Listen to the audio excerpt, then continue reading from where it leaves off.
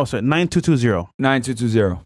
Let's get him in, bro. If you're not a hater, we're gonna hang up on you. And then 6816. So, if you better be a hater or have a critique or something. I don't know. Well, let's try him. 9220. Hello? Yes. Yo, what's up, man? What's up, man? Hey, can you guys hear me? Yes, we got you Yes, loud and sir. clear. Go ahead. Okay, yeah, I love you guys, but I am a critic. I just have Sure. one point that I feel like Myron doesn't, he's not correct on. Okay. Mm-hmm. So basically, you tell women to search for a guy versus, put their career first, put their education first. And I just feel like we live in an economy to where the average man can't support a family, let alone just a woman or, a woman or kids. So I just feel like that's just like bad advice because it's not practical.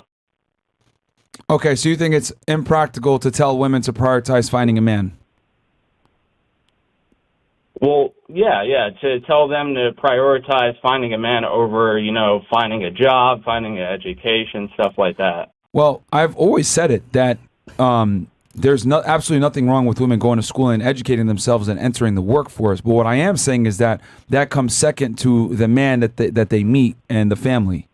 So I'm okay with a female going to school, working, getting an education, all that stuff, getting a job. Mm-hmm. But my thing is, once she finds the man, right, and this is on her to pick the right guy, by the way, that can take care of her or put her in a position where she doesn't necessarily have to pay a majority of the bills or she doesn't have to split, then she prioritizes the family. That's what I've always said. I've never said, don't go to school, don't get a job. I'm saying that needs to come second once you find the man. The career now becomes, second place. Okay, so with that being said, so say they do get married to the guy. Yeah. They have a family, Mm-hmm. but they don't have a career. They don't have, educational background, so they can't easily just, find a job if they were to get divorced. Say the husband does cheat on the wife and, ends up leaving the wife. Mm-hmm. I mean, that kind of puts the woman at a, really, a shitty situation. Nope. Because, she doesn't have any sort of backing. That's an absolute, that's a fair point, very fair point. And I would argue that's one of the biggest, excuses that women use for why they need to be educated and go to school and make money and everything. But the reality is simply men aren't the ones walking away from relationships. Even if a man has an affair and has sex with another woman, the likelihood is that he's going to go back to his wife. I mean, there's a phrase called "it's cheaper to keep her," and the reason why that is because men understand that the family courts are absolutely designed to destroy that man should he do exactly what you just said. Find another woman, knock her up, leave his wife, etc. There's serious consequences for a man doing that if a woman doesn't have education and money coming in and the guy leaves her. So men rarely, if ever, leave their wife, realistically speaking. Is it possible? Yes, but is it probable? Okay, no. You're basing it off of statistics, but I just feel like a woman can't realize that because if you're looking at it from her perspective, if the husband cheats on her, that's a threat to their relationship, and that's like a direct threat to their marriage, meaning she could lose finances, she could lose support. It's just like telling a woman to accept cheating is it's not smart. It's not smart to tell them that. I think it's extremely smart because not practical. I think it's extremely smart and it's extremely practical because if you know that a majority of men are prone to cheat and will cheat if given the opportunity, it's better to prepare yourself for the uncomfortable truth versus hoping that something else will happen. I always use the analogy, if I tell you it's raining outside and I hand you an umbrella and you choose not to use the umbrella and you go outside and you get wet, whose fault is it? Well, it's your fault because I gave you the umbrella, I gave you the necessary tools to shield yourself from the water, yet you decided, you know what? Water's just going to roll off my back, I'll be fine. No, you're going to get drenched like everyone else that walks into the rain. So what I tell women is be prepared where if your man does have an affair or has sex with another woman, because most men will, if given the chance and opportunity without getting caught, let's just be honest here, we're all men, okay? Just don't leave for something like that. Because more than likely, as Fresh always says, you're going to go to the next guy and he's going to probably do the same thing. And then the unfortunate thing is the more money and status the man has, the more likely this is going to happen. So it's a vicious cycle. So I tell women, hey, this is how you prepare for being with men in general. And it's not that big of a deal. Women have very unrealistic fears a lot of the times. Okay. I mean, I personally, I disagree. I don't think that's an unrealistic fear. What's unrealistic specifically that you disagree with? That the man will leave her?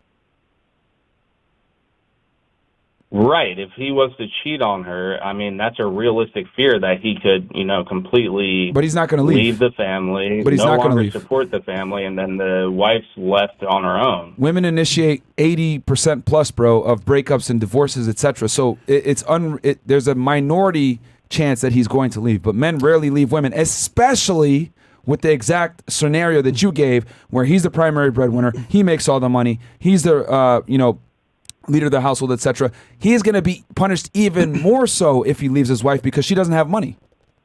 Yeah, you're forgetting, caller. The family courts are in women's favor, and if he's making the money, she's going to get half. You have a valid point. You have a valid point, but what I'm trying to say is that your point will be defeated through the family courts. That the family courts were designed specifically for the scenario you just gave. Yeah, so they're going to be punished. So they're going to take an L if they try to leave their chick with all that leverage. Okay, I mean, I see what you're saying, but I just feel like that's not the average guy. The average guy doesn't have enough money to support an entire family. So it's like, if you're talking to the average guy he has a wife that's most likely working, also supporting the family. Yeah. So if he was to cheat, he doesn't have the same amount of leverage versus a guy that's literally supporting the family all on his own income. Okay, well, in that scenario, because now you're switching scenarios. In that scenario, she's still going to get her pound of flesh. Really benefit. She's still going to get in that scenario because now you're switching scenarios. Now you're saying, well, she needs to have an education to be able to back herself up. Okay, well, we just debunked that. So now you're saying, okay, what if she does have a job and they're splitting the bills and he cheats on her anyway? Well, she's still going to get her pound of flesh out of him. She's going to probably take the kids. That's going to give her child support money. He's going to suffer at some point, bro, is what I'm trying to say. Men rarely, if ever, initiate the breakups. It's the women that do that. Right. And I see what you're saying. So with the scenario to where it's like the average couple, which is like both people are working, but the husband and wife are both working, it's not practical to tell the husband to say, hey, I'm going to sleep around when I can, and I feel like you should accept it. That's not practical advice. Caller, do you watch the show? I watch the show all the time. So then you would know that when we tell guys about telling their girls, hey, this is my lifestyle, this is what I do, they have a certain value. If he's the average guy, there's no point of him even saying that. 50-50, she'll never accept that at all. So it's kind of like, I get what you're saying, but like, we tell this for like high value guys.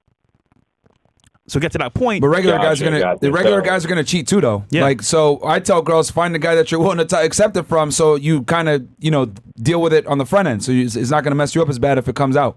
But again, I think you misconstrued a couple of things that we said. We never said, girls shouldn't work at all, and they need to prioritize a husband. What I'm saying is that you could work and do what you got to do until you find your man. But once you find that man, you need to submit to him and put him first and not the career and everything else. That's what we said. Yeah, I call you missing valid points, but once again, if you heard what we said on the show, you understand that we had things to kind of cover these points as well.